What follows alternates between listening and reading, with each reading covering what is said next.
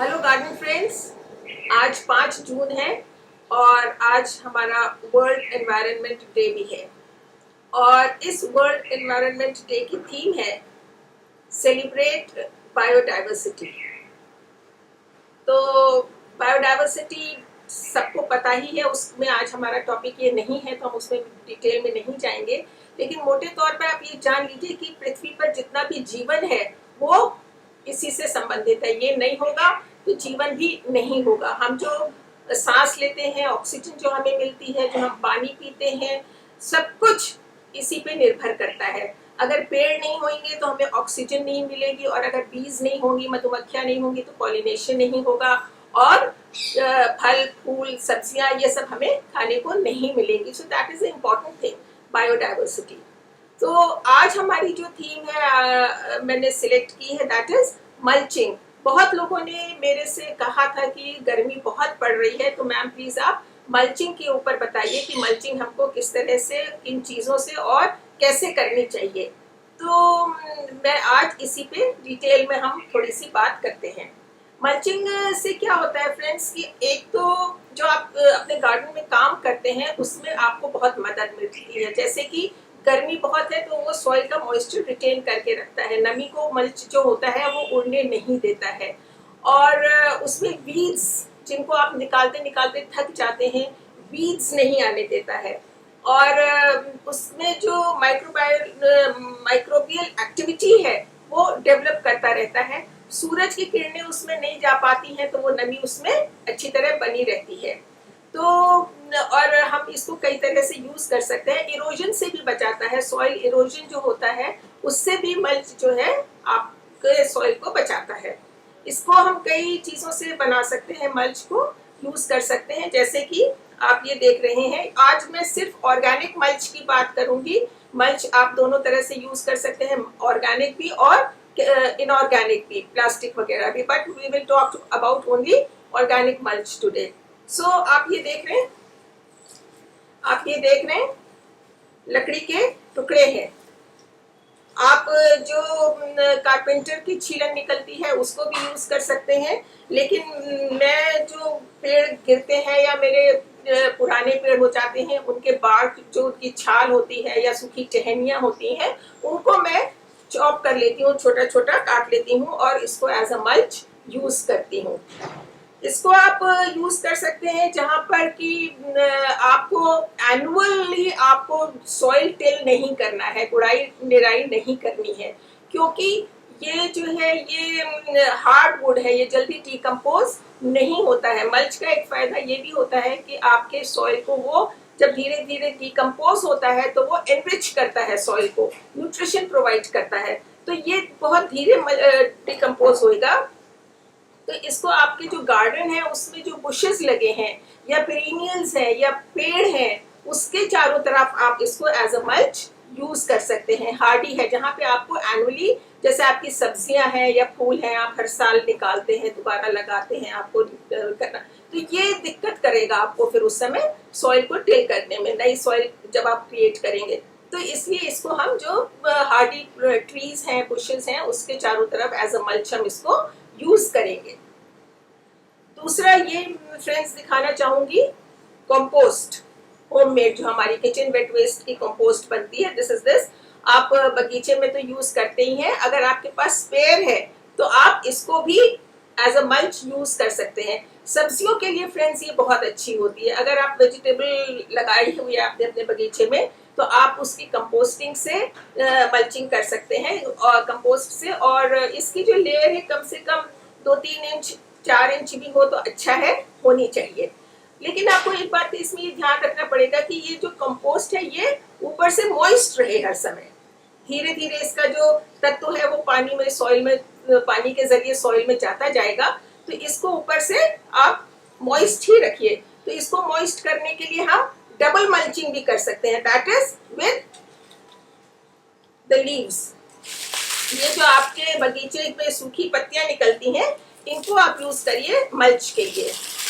ये आप इनको क्रश करके भी यूज कर सकते हैं, आप इनकी क्लिपिंग्स भी बना सकते हैं, और एज अ मल्च आप इसको यूज कर सकते हैं। साबुत पत्तियों में एक प्रॉब्लम ये होती है फ्रेंड्स कि जब ये गीली हो जाती हैं तो ये आपस में मैट की तरह से चिपक जाती हैं एक दूसरे से, तो एरेशन नहीं हो पाता है प्रॉपर।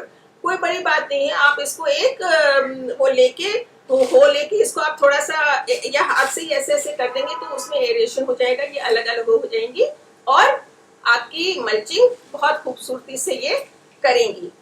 फ्रेंड्स, इन पत्तियों को आप ये न्यूज पेपर के भी ऊपर लगा सकते हैं। न्यूज़पेपर आजकल बहुत पॉपुलर मल्च की तरह यूज हो रहा है। एंड डोंट से कि इसमें केमिकल्स हैं इसकी डाई में। आजकल ज्यादातर जो न्यूज़पेपर्स प्रिंट हो रहे हैं they are using organic dyes, so you can use newspaper as a mulch. और इसकी आप 4 से 8 लेयर तक बिछाइए आराम से, और सूखने ना पाएंगे इसके लिए हम इसके ऊपर ये पत्तियों की एक ड्राई लीव्स की एक लेयर इसमें डाल देंगे, तो ये एक और तरह का आपका मल्च तैयार हो जाएगा और ये काफी लास्ट करता है और बहुत अच्छा रहता है। फ्रेंड्स, आप ये स्ट्रॉ, ये जो सूखा हुआ होता है इसको भी आप यूज कर सकते हैं। स्ट्रॉ को, स्ट्रॉ बहुत अच्छा है, सब्जियों के लिए बहुत अच्छा लगता है।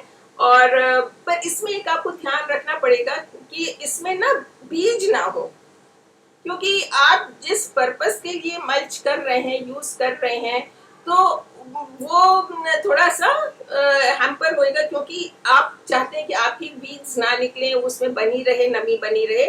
तो आपके अगर इसमें स्ट्रॉ में सीड्स होंगे, बीज पहले से होंगे, तो वो पानी में गिरेंगे, सॉइल में गिरेंगे और फिर वो अंकुरित हो जाएंगे, तो फिर आप उनको निकालते निकालते थक जाएंगे। तो इसलिए इस बात का ध्यान रखिए कि आप जो स्ट्रॉ यूज कर रहे हैं उसमें बीज नहीं हो, सीड पॉड्स ना हो, उनको आप पहले निकाल दीजिए और फिर आप उसको यूज करिए। एक और मैं ये दिखाना चाहूंगी आपको, ग्रीन मल्च। ये जो पत्तियां, हमारे पौधे पुराने हो गए हैं और हमको निकाल देने हैं, जैसे ये खराब हो गया है गेंदे का मेरा, तो मैं क्या करती हूँ कि इनको चॉप करके थोड़े थोड़े 2-2, 3-3 इंच के टुकड़ों में चॉप करके I just spread it on the bed of the flower और व्हाटएवर, पॉट के ऊपर भी आप इसको डाल सकते हैं। ये बहुत अच्छा मल्च का काम करता है। और जैसे जैसे, और इस बात का ध्यान रखिएगा, जैसे आप ग्रास की क्लिपिंग्स अगर यूज कर रहे हैं ग्रीन मल्च में, तो वो बहुत ज्यादा उसमें नाइट्रोजन होता है, तो ऐसी जगह यूज करिए जहां पे आपको नाइट्रोजन की जरूरत हो। और उसमें भी क्या होता है, जब वो पानी के संग संपर्क में रहता है घास की क्लिपिंग्स, तो उसमें से एक स्मेल आने लगती है, वो शायद आपको पसंद ना आए। तो इसलिए आप जहाँ पे पीछे का आपका बैकयार्ड है या जहाँ पे घास है, दूध का कोना है, वहां पे आप उसको यूज करें। और आप लॉन अगर अपना मो कर रहे हैं तो उनको उठाने की जरूरत ही नहीं है, उसी में पड़ा रहने दें, बहुत अच्छी आपकी नाइट्रोजन की खाद बन जाएगी, क्योंकि ग्लास क्लिपिंग्स जो है वो काफी जल्दी सूख जाती हैं। तो आप उसको यूज कर सकते हैं, ग्रास को। एक और मैं बताना चाहूंगी, लिविंग मल्च, लाइक ये जो है, ये प्लांट में आप देख रहे हैं, ये प्लांट में मैंने नीचे ये लगाए हुए हैं, तो इनको आप कंपेनियन गार्डनिंग भी कह सकते हैं। लिविंग मल्च क्या होता है फ्रेंड्स, एक तो आपका जो सॉइल अगर दिख रहा है, पेड़ों के बीच में गैप्स हैं और वहां सॉइल दिख रहा है, तो आप एज अ ग्राउंड कवर भी उसको यूज करेंगे, बहुत अच्छा लगेगा। और ये आपके सॉइल इरोजन को भी बहुत मदद करता है, रोकता है उसको। तो आप इसको यूज करिए। बहुत बड़े जो पेड़ हैं उसके संग आप शैलो रूटेड कुछ भी लगा देंगे, तो वो एज अ लाइम मल्च आपको फायदा करेगा, आपकी मिट्टी को पकड़ के रखेगा, भुरभुरी बना के रखेगा और लूज करके रखेगा, एरेशन उसमें अच्छा होएगा। तो जो खरपतवार भी निकल आता है, मान लीजिए, तो उसको आप ऊपर से काटिए, जड़ें उसी में रहने दीजिए, और उसके अगर बीज निकलने शुरू हो गए हैं तो बीज हटा दीजिए, काट के दोबारा उसी में आप मिट्टी में उसको मिला सकते हैं। That is a very very good mulch. तो इस तरह से आप अपने पौधों को मल्चिंग करके बचा के रख सकते हैं। सॉइल को बहुत बहुत आपको फायदा करेगा। गर्मी में आपका पानी जो है वो इवेपोरेट नहीं होगा, पौधों में नमी बनी रहेगी। और दूसरी बात है, अब हमें कि मल्च डालना कैसे है, क्योंकि मल्च नमी को रिटेन करके रखता है, तो हमको इसे जो मेन स्टेम है, पौधे की जो मेन स्टेम है, उससे कम से कम 2 इंच दूर रखना है, एकदम स्टेम के पास नहीं रखना है, क्योंकि अगर स्टेम के पास बराबर नमी बनी रहेगी तो उसके रॉट होने के चांसेस बहुत ज़्यादा होते हैं। तो इस बात का अगर आप ध्यान रखेंगे तो आपको बगीचे में पानी भी कम देना पड़ेगा, नमी की वजह से आपके पौधे हरे भरे बने रहेंगे और आपकी वीड्स जो हैं वो भी नहीं निकलेंगी या कम निकलेंगी। तो जरूर मल्चिंग आपको, मुझे लगता है कि अच्छी तरह समझ में आ गई होगी। आप अपने बगीचे का कोई भी मटेरियल जो है please don't throw in the dustbin. आप जो ये गार्बेज कलेक्टर आता है उसको मत दीजिए।